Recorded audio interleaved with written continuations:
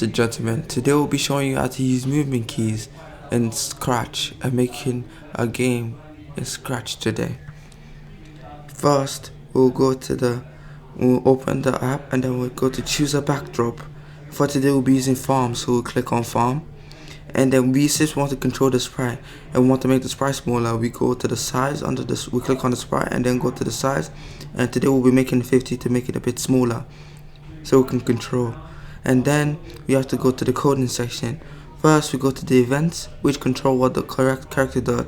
And today we'll be choosing 4 use controls. So that's when a specific button is clicked, we can use the arrow. For today we're going to be using arrow keys.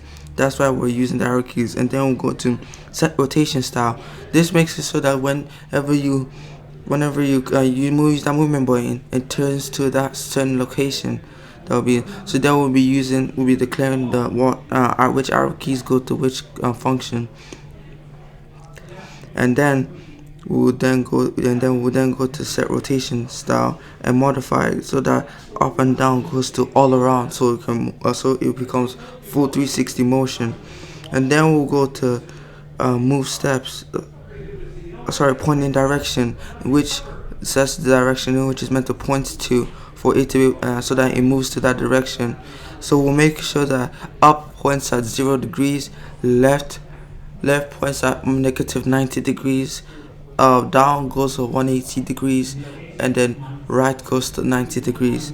So each set will set each arrow key to that value, and then we'll move on to the move steps, and we'll then go on to the move steps.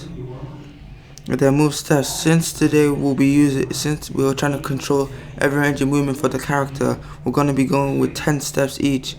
So each of them will have, so that when you press each arrow key, it moves 10 steps in that direction.